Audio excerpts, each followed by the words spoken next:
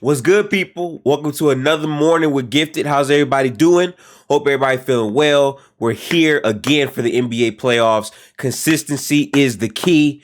Limited editing still, but hey, my off day comes up on Wednesday. We're gonna get real wavy with the stuff.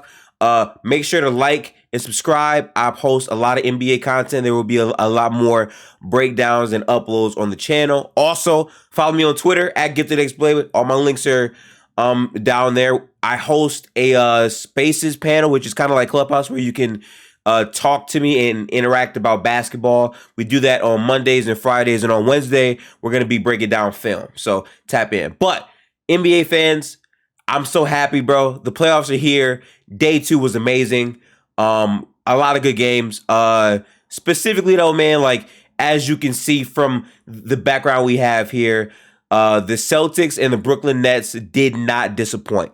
That was a really good game. I can't front. Like, I was sitting there watching the game from opening tip to finish. It was an amazing game. The Boston Celtics fought. That entire game they fought. Al Horford was a beast, bro. He was a beast. Double-double. Like he was a phenom, not only on the boards, but he was switchable.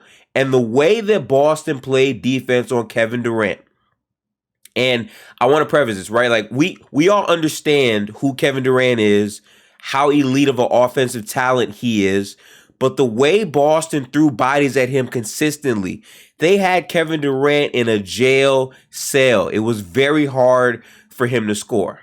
Now, what they gave up, however, was Kyrie. Kyrie was sensational, bro. He was really, really good. 39 points, supremely efficient, hitting impossible shots.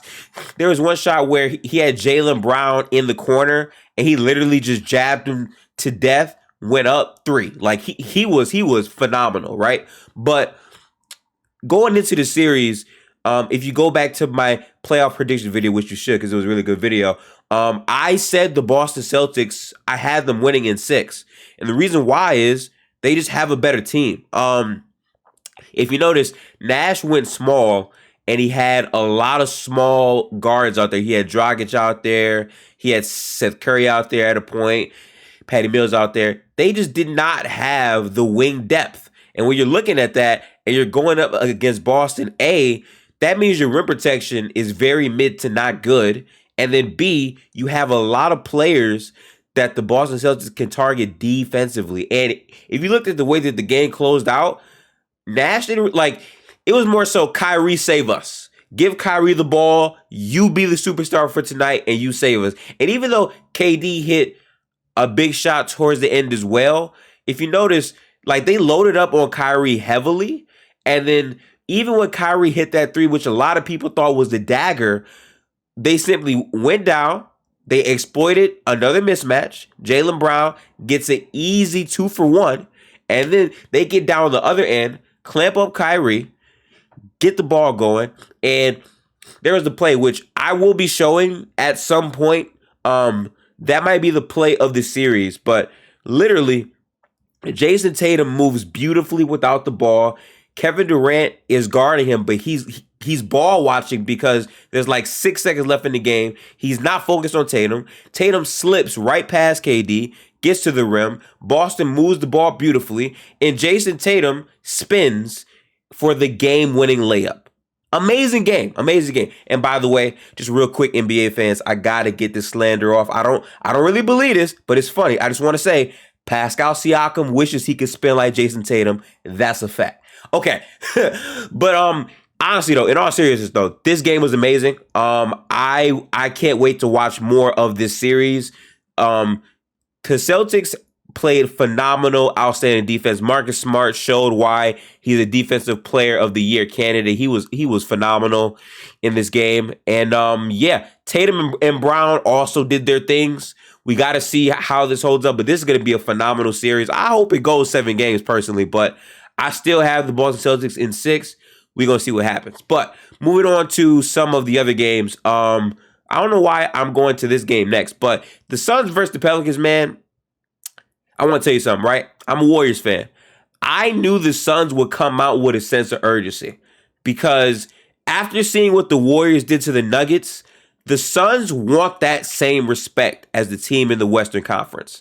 So I knew that coming out, they would be playing some of their best basketball and they would dominate. Because after seeing the Warriors come out there and dominate, the Suns wanted to make a statement to the league, to the Warriors. We are still the best team in the West. We are still better than the Warriors. We are still gonna go to the finals. We deserve our respect. And they did that. They dominated. And Chris Paul, even though I'm a Chris Paul hater at times, I can't deny it. Chris Paul was phenomenal. Really, really good. So I can't wait for that conference finals again. Like, we all know the best playoff series of any series possible, for me at least, will be the Warriors and the Suns. That's going to be an insane death match. We got to see that. So hopefully we see it. I still think the Pelicans can possibly get one, but my God, man, Phoenix looks sensational. That might be a sweep. It might be a sweep. We're gonna have to see. I'm not really sure. There was another playoff game. I forget exactly how the pulse of it went, but I quickly want to make a bigger point here, right? So for me, so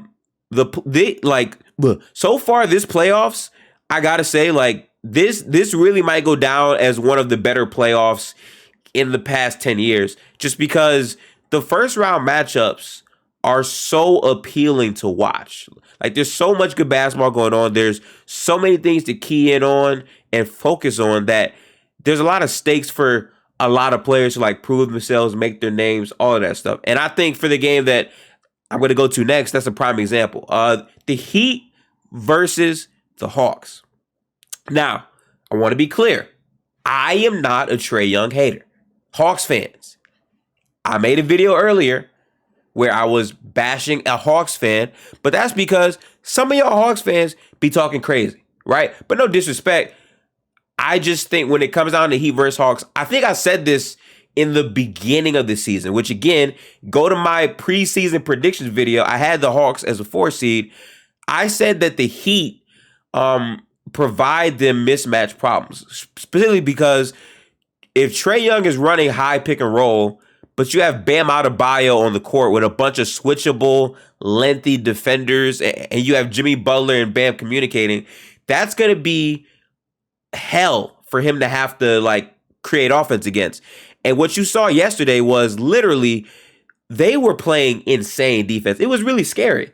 And to see, like, how far along the Heat have come to hold the 1 seed for that long and then come out and make a statement game 1, I think that's really, really big. I think I said I had the Heat in 6, but if there's not going to be any Capella, it really might be a 5 or even 4 game series. I still think the Hawks can counterpunch offensively.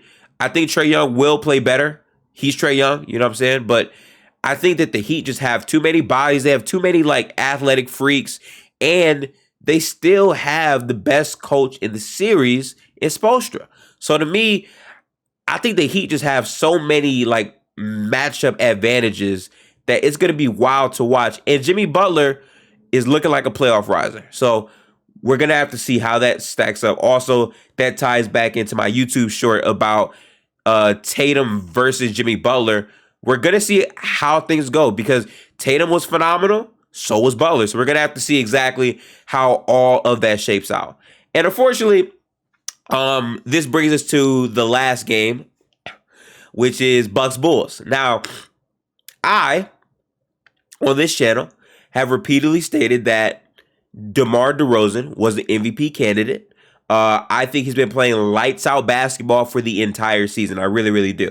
And when it comes down to it, the Bulls had a lot of injuries, a lot of trials and tribulations that they had to work through. And I think that's a big part of why they wound up being a 6 seed. But yesterday, a lot of people killed DeMar DeRozan for his performance. Rightfully so, he wasn't good. But if you're looking at the game, which I watched the first half, I had to go to the store, so I couldn't catch, like, the majority of the third, but I was able to tune back in for the fourth. DeMar DeRozan shot 6 for 25. I'm pretty sure Zach LaVine shot 6 for 19. And I'm pretty sure Vucevic shot either 6 for 27 or 9 for 27. The point is, the Bulls' best 3 players shot terribly, like beyond, like, inefficient. and yet they lost by 7 points. If I told you, random NBA fan, let's say your name's Alex. If I told you that those numbers rang true for the Bulls, you would have told me the Bulls were getting swept. You would have told me that the Bulls lost by 30 points, but it was competitive. The defense they played was competitive. All right. Chris Middleton, off night. Jrue Holiday, off night. But for you to have your best 3 players not play well offensively and it be that close of a game, I think there's a positive in that. Now, granted, I'm not saying that the Bulls are going to win the series. No, the Bulls are going home. We all know this. I'm just advocating for the Bulls to get one. And for personal reasons, I want DeMar DeRozan to play well because I feel like a lot of people have this bias about him because of his failures in Toronto and how he drops in the playoffs. I can understand that. But I still believe that DeMar DeRozan is capable of being a very productive player in the playoffs. And even though he shot the ball terribly, there are multiple moments in this game where DeMar DeRozan was making good reads to where he would feed Vucevic and then Vucevic would create more offense. Like, he would be the connective passer to get him the ball, and the Vucevic would get the ball to other players, which generated better offense. It's just his shot was not falling and it looked terrible. I can agree with that. But it's more than one game. We're going to have to see how things go. This take could age terribly, but I still think DeMar DeRozan will be good in the playoffs. We're going to have to see how that shapes out. But ultimately, those are all the games yesterday. For the games today, I think Minnesota plays today. Hang on, let me check my phone real quick.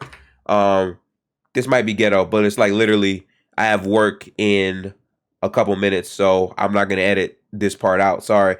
According to the standings, okay, so today we have Raptors, Sixers, Jazz, Mavericks, Nuggets, Warriors. Okay. I got the 76ers winning game 2. I have the Jazz winning game 2, and I have the Warriors winning game 2. Gonna be some good games. Put some respect on Rudy Gobert's name. Donovan Mitchell would barely pass him the ball, and yet he was still very dominant. I know Donovan Mitchell had 30, but if you're watching Gobert, he damn near like the best player on the court. Just his defensive impact was ridiculous, absolutely ridiculous. And for the Warriors, I am curious to see if they're going to start Steph Curry in this next game. I predicted Steph Curry coming off the bench. I wish I said it on the YouTube, but I was in a Twitter Spaces, and I said Steph is going to probably come off the bench because that gives Jordan Poole confidence for him to be off the bench. We're going to have to see if that holds up because as Steph gets reacclimated, we know he's going to be a starter. We also want to see more minutes of the death lineup with Steph, Draymond, Poole, Wiggins. Like, we're going to have to see that more because quite literally, that lineup was very threatening in the minutes it did play. So, yeah, we'll see how that goes. And then for the Raptors Sixers, I just want to say this, bro. James Harden, like, the dialogue about James Harden has been kind of nasty. I think that he has had playoff failures, yes. But to then go out there and think he's going to fail every single game and struggle every single game is ridiculous. Did he shoot the ball well? No. But the way that he was impacting the game, like impacting the game of basketball is deeper than you going 6 for 20. If you're watching the game, James Harden's impact from a playmaking perspective and the way that he hit timely baskets to make sure that the lead did not get out of control and they could stay there, you got to respect that. Like, he played phenomenal point guard minutes. But yeah, that's going to be it for this video. This was 14 minutes. Did not expect that. But we'll be back tomorrow for another playoff prediction. Also, if you want to hear some good basketball tonight, we will be doing a watch party for the playoffs in the locker room. It's a space we host. We also stream it on YouTube, so tap in with that. But peace out. Gotta go to work in about 20 minutes, but we on the grind. Make sure to like and subscribe. We need that, people. Get it going. That's my sorry about that. That's my alarm saying it's time to get ready. But yeah, peace out, people. We out. Bye bye.